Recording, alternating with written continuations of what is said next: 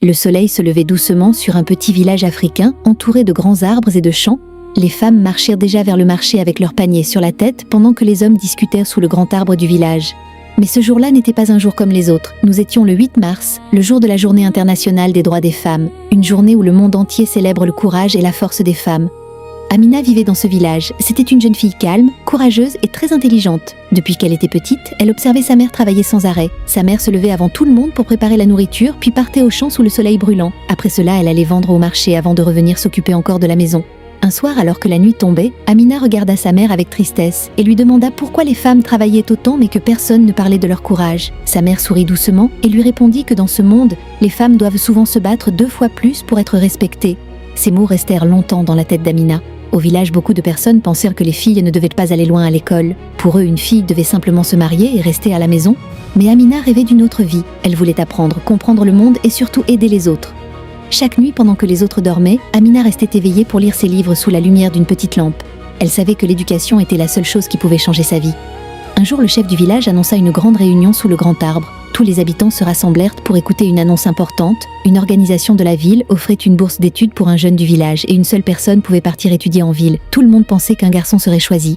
Mais le professeur du village se leva et dit que la personne la plus méritante était Amina. Un silence lourd tomba sur la foule. Certains hommes se mirent à murmurer qu'une fille ne devait pas quitter le village pour aller étudier, et d'autres secouaient la tête avec mécontentement. Mais le professeur resta ferme et expliqua qu'Amina était l'élève la plus brillante qu'il ait jamais vue. Finalement, la décision fut prise et Amina allait partir pour la ville.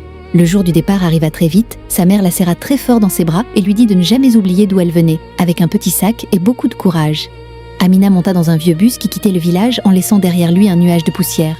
Quand elle arriva en ville, tout lui semblait immense et bruyant. Les voitures passèrent partout et les immeubles semblaient toucher le ciel. Au début, la vie était très difficile pour elle, car certaines personnes se moquèrent de son accent de village et disaient qu'une fille comme elle n'irait jamais loin. Mais Amina ne renonça jamais. Chaque jour, elle étudiait plus que les autres et chaque nuit, elle révisait encore pendant que les autres dormaient. Les années passèrent lentement, mais son courage restait le même. Un jour, après beaucoup d'efforts et de sacrifices, Amina réussit ses examens et devint docteur. Mais au lieu de rester en ville pour gagner beaucoup d'argent, elle prit une décision surprenante. Elle retourna dans son village. Quand elle arriva, les habitants n'en croyirent pas leurs yeux car la petite fille qu'ils avaient connue revenait maintenant avec une blouse blanche et un grand sourire. Très vite, elle commença à soigner les habitants du village, les enfants malades, les femmes fatiguées par le travail et les anciens qui avaient besoin d'aide.